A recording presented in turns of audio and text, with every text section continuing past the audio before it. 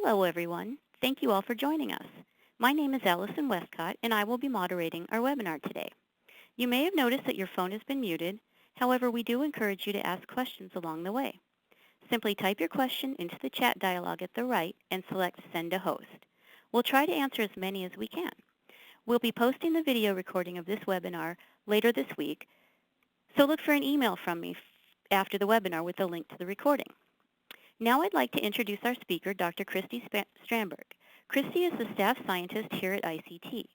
Today she'll be discussing sample and assay diluents for ELISAs, including information on our new product, Protein-Free Sample Diluent. And with that, I'll turn it over to Christy. Thanks, Allison, for that lovely introduction. Now, before I dive into today's webinar topic, I wanted to take a quick moment to tell everyone a little bit more about immunochemistry technologies. We're a privately owned company that was incorporated back in 1994. We're located in Bloomington, Minnesota, which is a suburb of Minneapolis. Now, we began as a company that provided custom assay services, and this includes activities like immunoassay design and development, antibody purification and conjugation, and so on. I do want to point out that we continue to offer custom assay services. Our scientists have years of experience with protein chemistry and ELISA optimization, so we can help you develop reliable, sensitive, and specific immunoassays. We can also scale up and manufacture an assay for clients. If you're in need of a service project, feel free to reach out to us. We would be happy to discuss your project with you. A few years ago, we expanded our company to offer lines of consumable reagents, including ELISA solutions such as coating buffers, blockers, diluents, and such. Included in this is ICT's line of sample and assay diluents, which will be the primary focus of today's webinar. I do want to diverge for a moment to mention that ICT also offers a line of products tailored for detecting cell health status. ICT offers a variety of fluorescent probes and eukaryotic cell stains. We carry numerous products for the detection of intracellular enzyme activity, including enzymes such as caspases, cathepsins, and serine proteases. In addition, we also offer products for detecting autophagy, mitochondrial membrane potential, oxidative stress, as well as other auxiliary stains like propydium iodide and Hooks.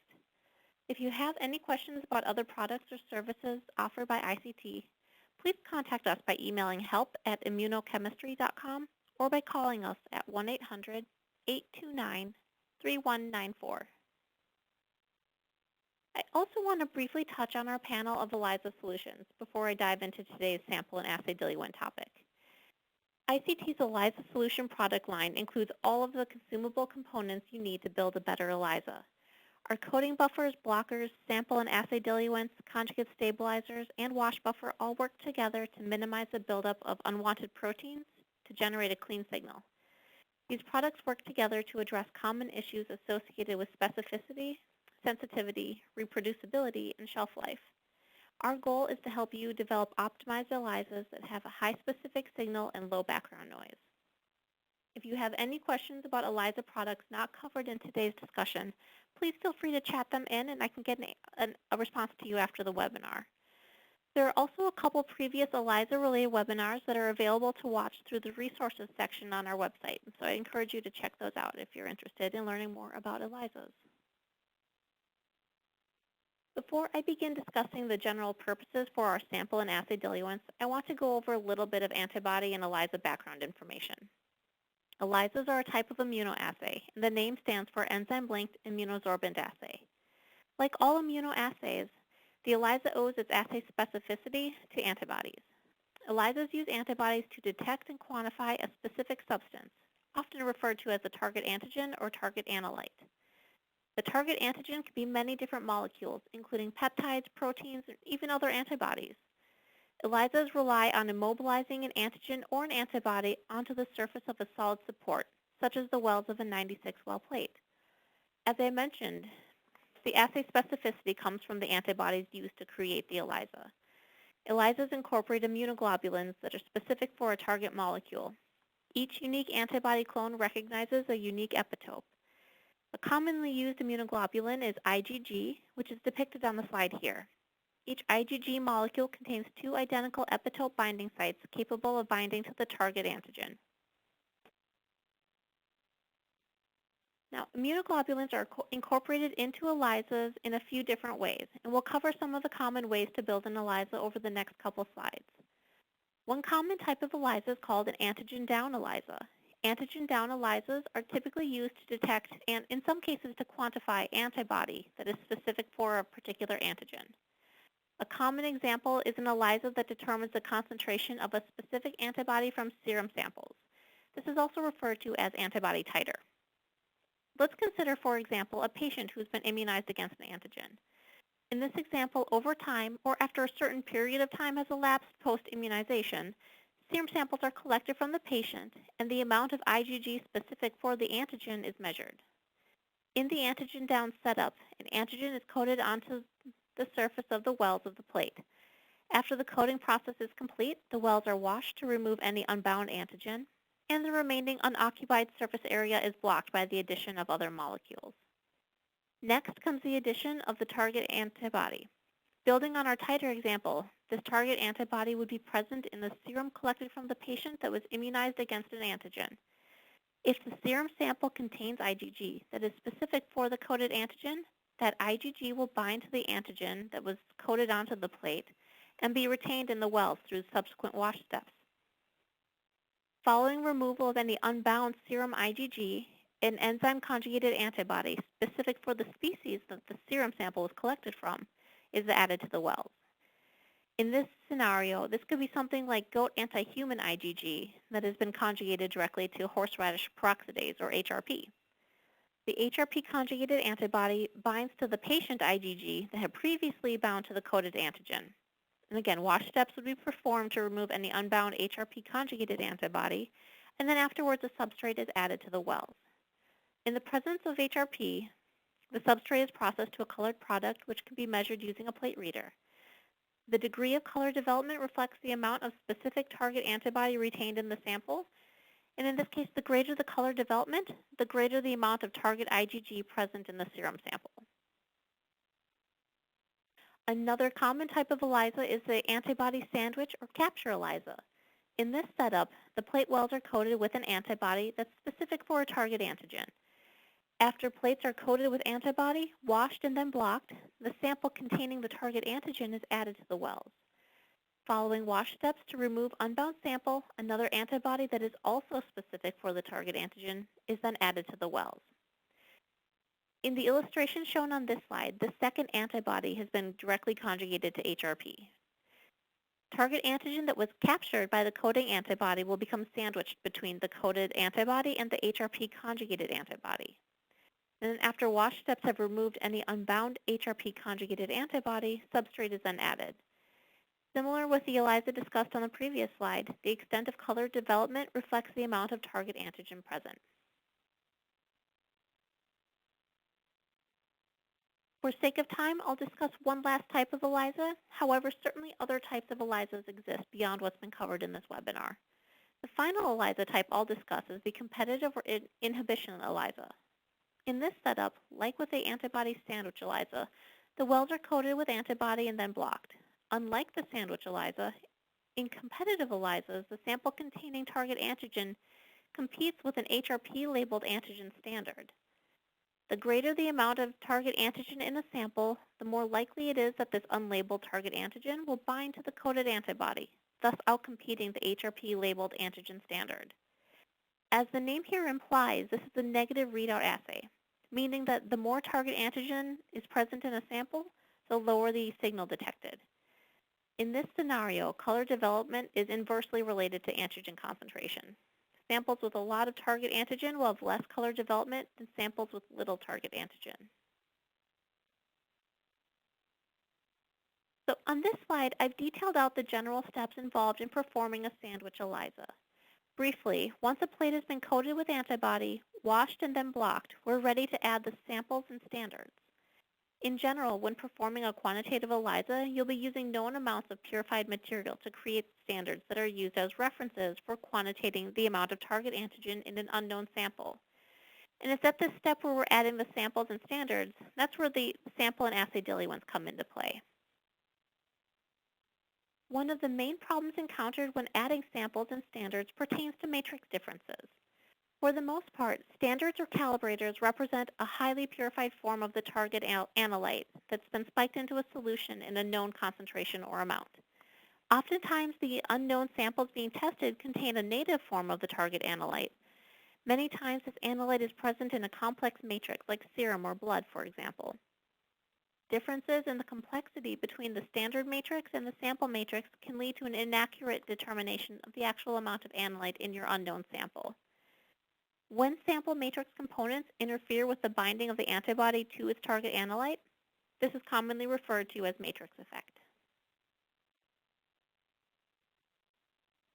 This simple diagram depicts one possible way in which a complex matrix can interfere with the binding interaction between the antibody and the antigen.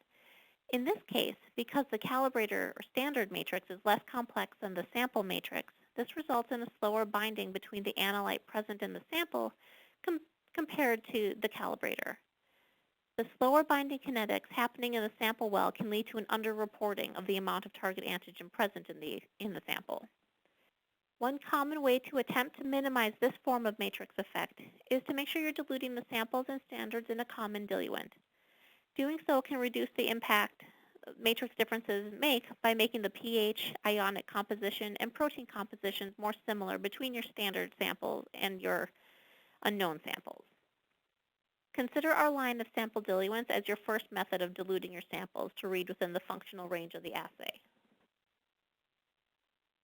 In some assays, complex issues may require additional support beyond the help provided by the sample diluent. For example, situations where serum samples cannot be diluted very much because the target analyte is found at too low a concentration. Here we look to our assay diluents, kind of as a second level of support to address these more complex assay issues. In general, to use, the assay diluent is normally put into every well, including both the samples and the standards, across the entire ELISA plate. A common way that we use this is that we would recommend our customers put 50 microliters into each well of their entire ELISA plate of this assay diluent before they add samples or standards. And in this case, they would also be adding 50 microliters per well of their sample or standard. So you're adding equal parts assay diluent to sample or standard. The goal here is to use assay diluents to help equalize differences between calibrator and sample matrices in order to establish a more useful standard curve.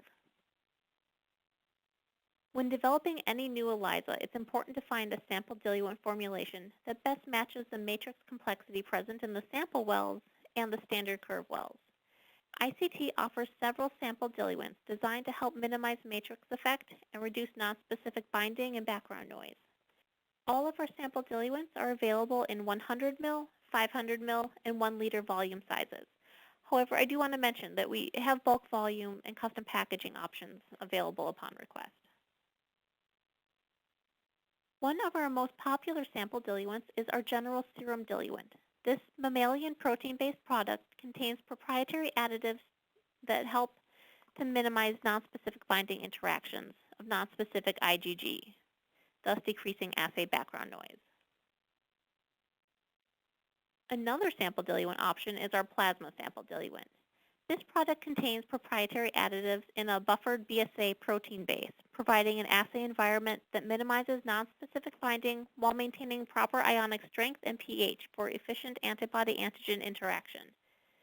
This sample diluent is ideal for reducing nonspecific IgG absorption when using antigen-down ELISAs to screen serum or plasma samples.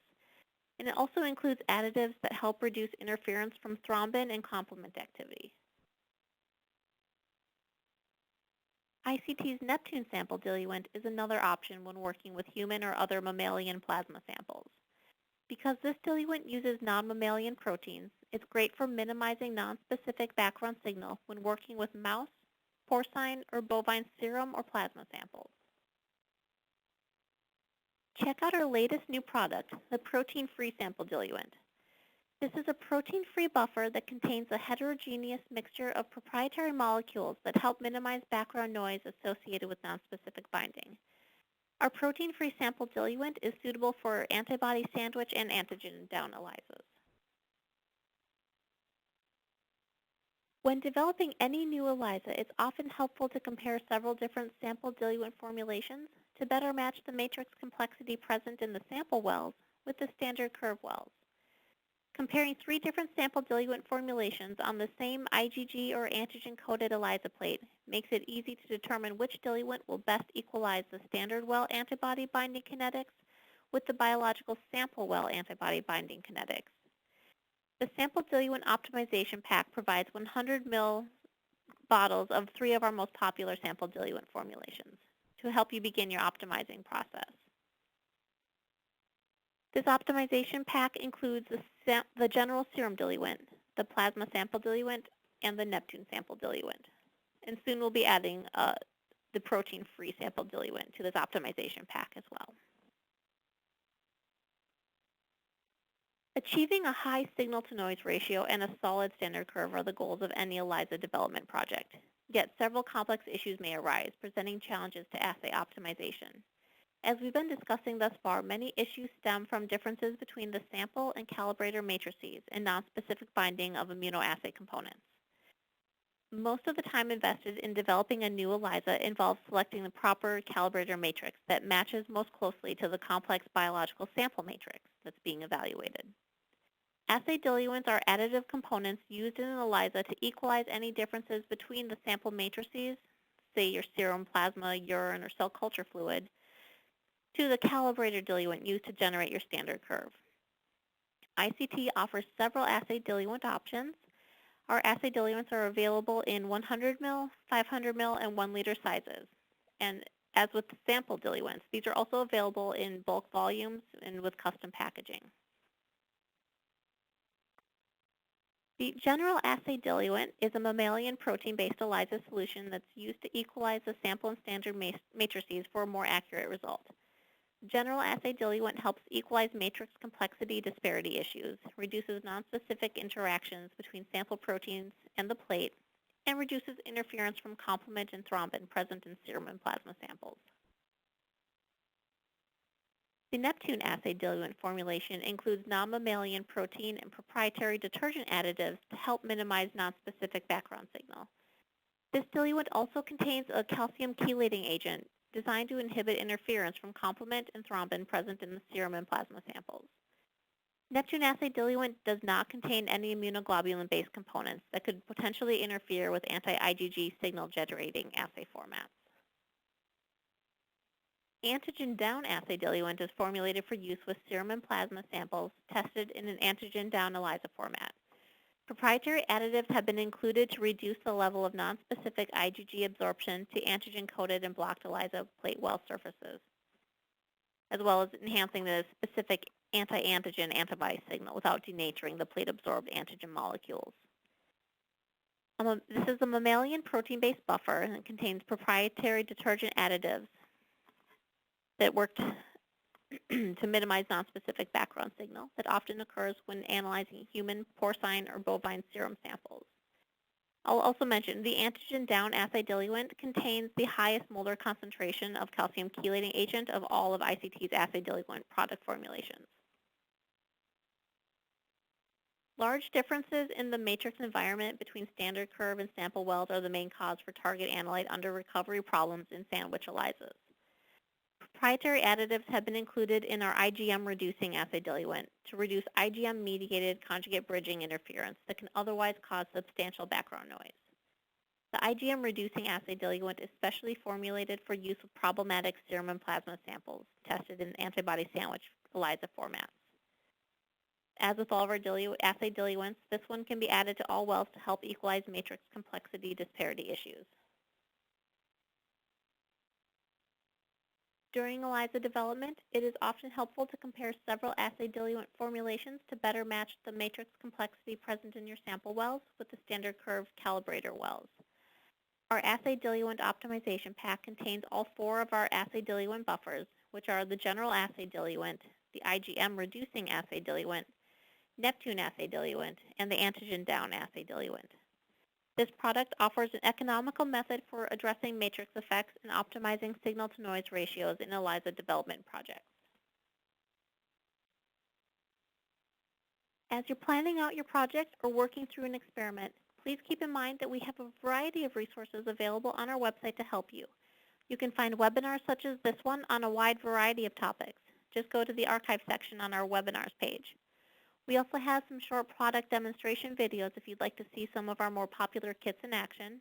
We periodically update our blog with helpful tips, new citations, and company announcements, so check there for all of your ICT news updates.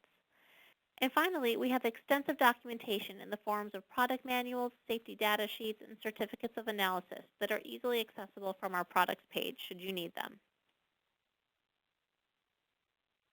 I would like to close by extending a special offer for today's webinar attendees. From now until the end of September, new customers are invited to take 20% off the order of any sample or assay diluents that I mentioned in this webinar. And with that, I'd be happy to take any questions. Thanks, Christy, for that really informative presentation. And thanks to everyone who submitted questions.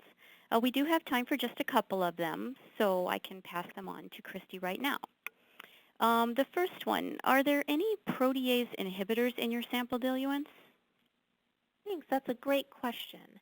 No, we do not include any protease inhibitors in any of our sample diluents or our assay diluents.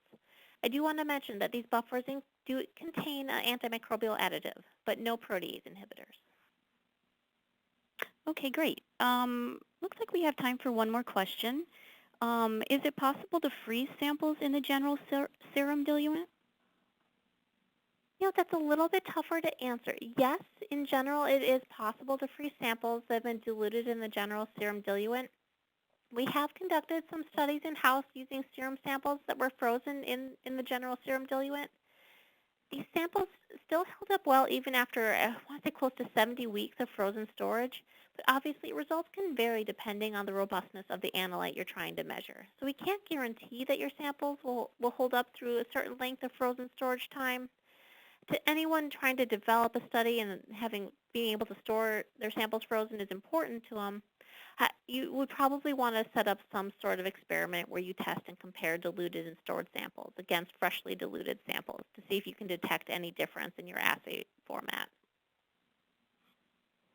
Okay, great. Well, that's about all the time we have today.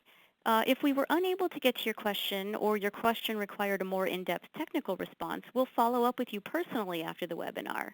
Again, I'll also be sending out the webinar recording within the week or so. Also, if you think of any questions after the webinar, feel free to email us at help@immunochemistry.com.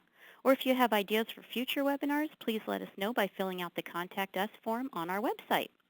Thanks again so much for joining us, and have a great day.